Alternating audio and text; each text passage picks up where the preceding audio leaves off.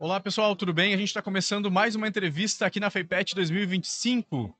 Agora a gente vai conversar com o coordenador do curso de veterinária da Universidade La Salle, da Uni La Salle. Igor, tudo bom, Igor? Como está? Obrigado, Fernando, pelo convite. Obrigado mesmo. Tá muito legal a feira. A Unilassalle é a primeira vez que ela aparece aqui, pensando na magnitude que é a FEIPET.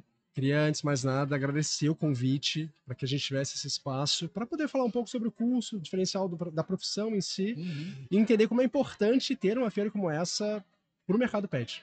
Qual é para vocês, né? Para um curso novo, né? Começou em 2024, Uhum. mas já está fazendo história, né? E movimentando o mercado. Qual é a importância de um evento pet como esse para a universidade? Tá.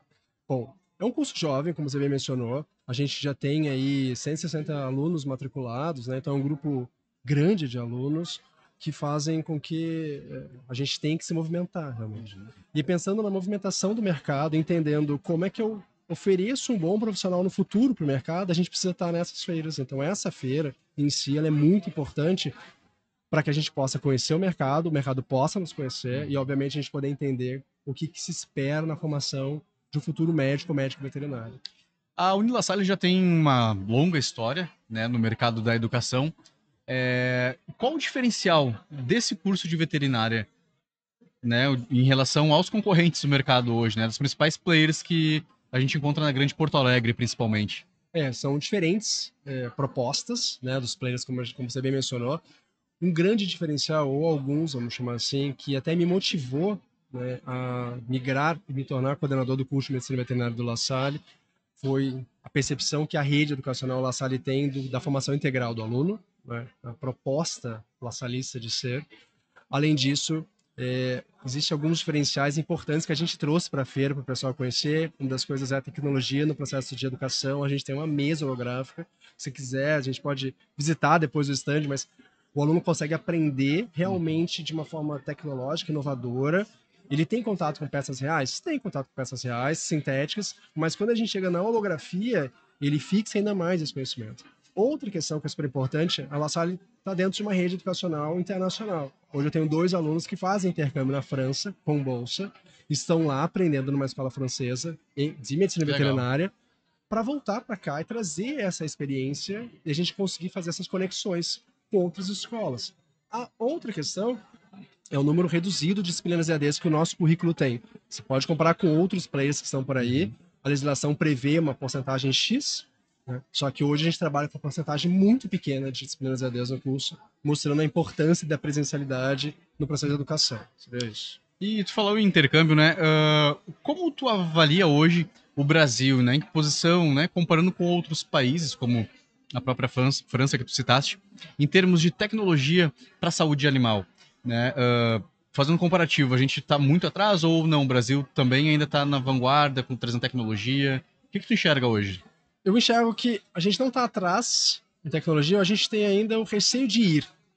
É o grande desafio que eu encontro hoje, é o medo de se experienciar lá fora e colocar, né, se colocar nessas experiências, né? Então, é importante que o aluno, ou a pessoa, enfim, que tem interesse em fazer intercâmbio, a primeira coisa é ela se desprender do medo de ir até lá, né? Uhum. Porque a tecnologia em si, ela está disponível no mercado, né? Sim. Claro, tem escolas com possibilidades, outras não.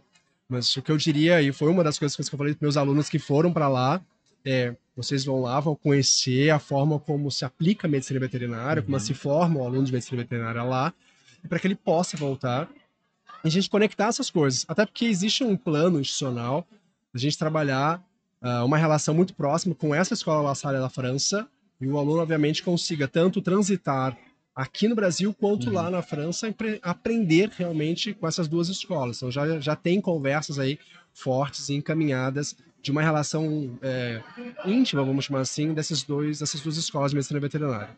Porque falando em animais silvestres, assim, digamos, as espécies, né, que a gente encontra na Europa são um pouco diferentes das espécies que a gente encontra aqui numa zona tropical, né?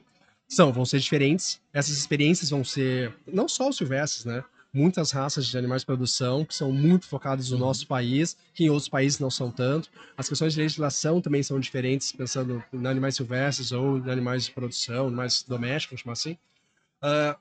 E sim, ter essas experiências Até você falando sobre isso, os alunos que estão na França apresentaram essa semana sobre o Parque das Aves, na Foz do Iguaçu, para os alunos da França. Fizeram uma apresentação sobre aves Legal. tropicais, mostrando a complexidade que é trabalhar e morar num país tropical e a diversidade, como é lindo, né? Então eu assisti, eu vi nas redes sociais a apresentação, que foi em francês, um aluno que foi para lá, que é poliglota, enfim, mas foi legal porque eles também tiveram uma apresentação lá de Legal. animais silvestres daquela região e vão conseguir entender como é difícil a aproximação, mas também muito importante. Porque o que a gente tem que entender é que é um profissional da área da saúde, tanto lá quanto aqui, que vai trazer benfeitorias, vamos chamar assim, para o mundo como um todo. Seria Legal. isso. Professor Igor, quero agradecer a tua presença aqui com a gente nesse podcast, na FEPET 2025. Para fechar, né, para finalizar, eu sei que vocês fizeram uma grande parceria com a FENAC para trazer os profissionais de vocês, né, para participar e fazer, digamos, um cuidado animal, seria mais ou menos isso, né, para os animais que estão entrando aqui dentro da feira, né, esse controle sanitário, né? A gente teve a oportunidade de colocar uma professora do curso em conjunto com alunos para entender o papel do médico veterinário na avaliação sanitária dos animais que iriam entrar na feira. É uma atividade de um responsável técnico, né? Uhum. Mas mostrando a importância que a Unilassalle teve e tem, na verdade, e a preocupação de aplicar o seu conhecimento e aprendizagem em todos os espaços. Então a gente teve a oportunidade de colocar uma profissional nossa para avaliar os animais e sim, alunos junto para entender qual é o papel do médico veterinário em todos os momentos. Né? Tá certo. Muito obrigado pela tua presença. A gente continua conversando, né? Se alguém quiser seguir tuas redes sociais, eu acho que pode deixar aqui embaixo, né? Muito obrigado, na verdade, pelo convite. Uma ótima conversa. Gostaria de mais vezes conversar contigo sobre isso. Existe a Unilassalle BR, que é o Instagram da universidade. Existe Medicina Veterinária La Salle, também é o Instagram do curso.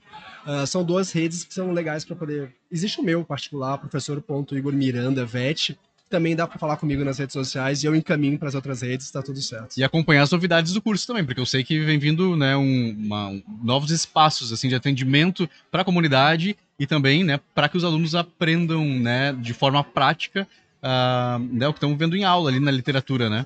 Isso, tem um spoiler, né? Na verdade, vai começar as obras do Centro Clínico Não Veterinário. sei se eu já podia falar isso, né, mas em off a gente estava conversando aqui. Não sei Tudo se pode. certo, não pode. Eu já até apresentei no stand. A gente tem ali as imagens da proposta estrutural do centro clínico, recepção, laboratório de técnica cirúrgica, enfim. E sim, começam as obras dos laboratórios específicos do curso e do centro clínico que vai ser no centro de Canoas, mesmo no espaço nobre da universidade. A universidade se preocupando tanto com o curso em si, deixando um espaço reservado, se preocupando com as pessoas, com os animais e comunidade de Canoas, como ela fez, se me permitir, na época da enchente, né? Que já passou um ano, mas que a gente foi um abrigo e que ela se preocupou e continuou se preocupando. Então demonstrou assim a grande potência que é a rede da Salle para o processo de aprendizagem. E sim, vem muita coisa nova por aí nos próximos semestres. Sucesso para vocês. Para nós. Um abraço. Tchau, tchau. Tchau, gente.